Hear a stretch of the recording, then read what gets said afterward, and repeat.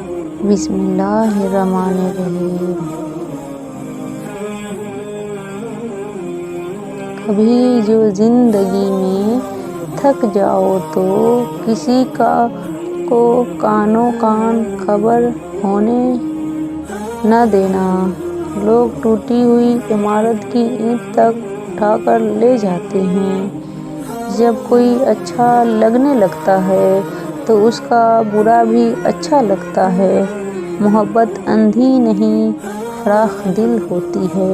عیب نظر آتے ہیں مگر نظر انداز کر دیتی ہے۔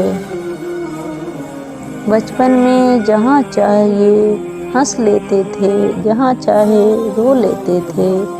اب ہنسنے کے لیے تمیز چاہیے اور رونے کے لیے تنہائی۔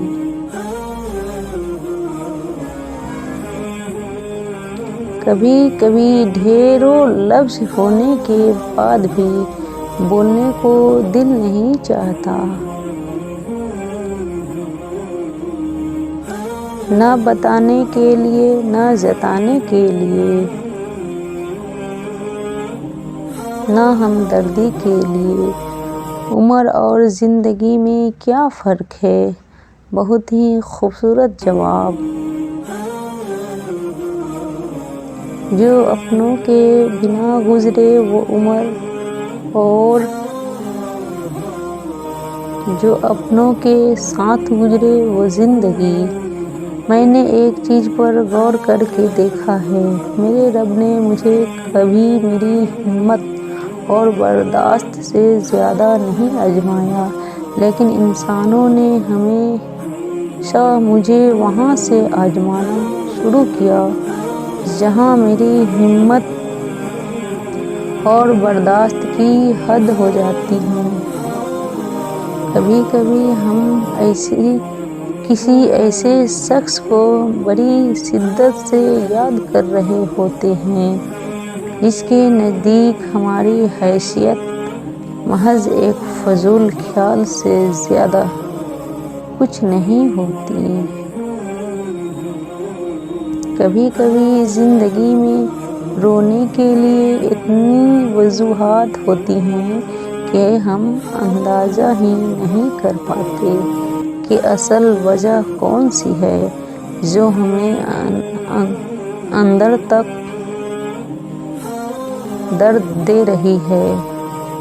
آدمی اچھا تھا، یہ الفاظ تب سننے کو ملتے ہیں جب سماعتیں اس کے قابل نہیں رہتی۔ زندگی لوگوں کی قدر نہیں کرتی۔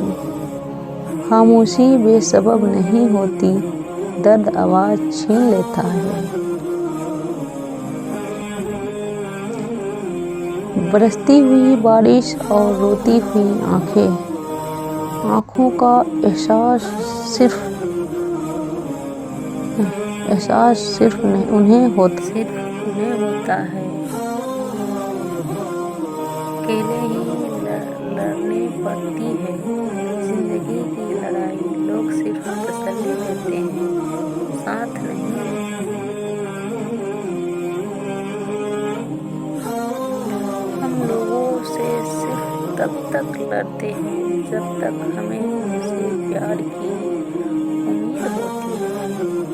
جب وہ امید ختم ہو جاتی ہے تو ہم لڑنا بھی بند کر دیتے ہیں۔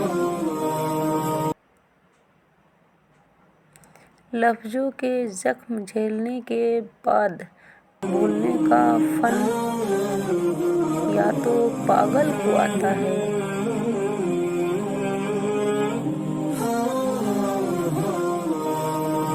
جو لوگ جتنے میٹھے ہوتے ہیں زندگی ان کا اتنا ہی کڑوا امتحان لیتی ہے۔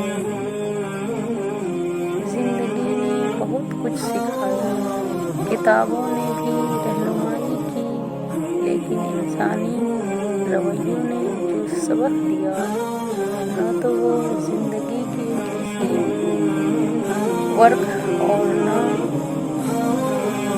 ہی کتاب کے کسی صفحے پر تحریر تھا۔